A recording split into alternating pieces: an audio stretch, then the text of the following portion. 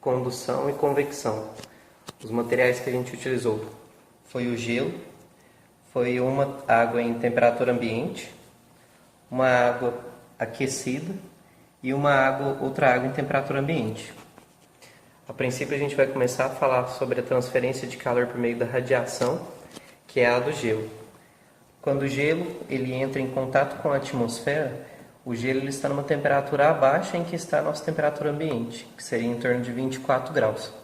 Quando acontece esse contato e o gelo ele não possui um ambiente isolante ou refratário, acaba que a temperatura ambiente passa para o gelo, pois a temperatura ambiente está maior do que a temperatura do gelo, causando o degelo, ou seja, causando a transferência de calor nesse primeiro item. O nosso segundo item, a gente vai falar por condução, que é o contato entre dois sólidos de diferente temperatura.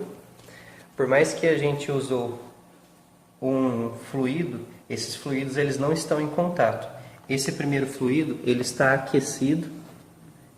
Provavelmente não vai dar para ver a fumaça, mas ele está aquecido e está próximo desse outro sólido numa temperatura ambiente. O que vai acontecer é, como os dois estão praticamente em contato, a transferência de calor desse que está aquecido vai passar para esse que está em temperatura ambiente.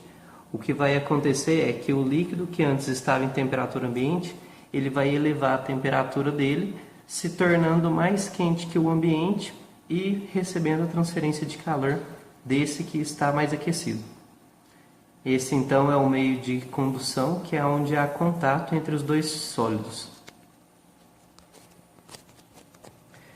E por fim, então, a gente vai falar da transferência de calor por convecção.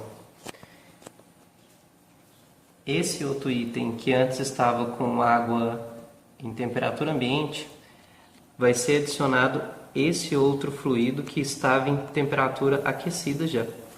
No momento em que eu adiciono esse fluido no que já estava com temperatura ambiente, ocorre uma transferência de calor entre o primeiro fluido que estava aquecido para o segundo fluido que estava em temperatura ambiente, aquecendo já o segundo fluido que estava em temperatura ambiente. Então, aquele primeiro item que era temperatura ambiente recebeu o item que estava aquecido, acabou aquecendo. Então, esse, por fim, é a última transferência de calor por convecção. É quando há um fluido de uma temperatura maior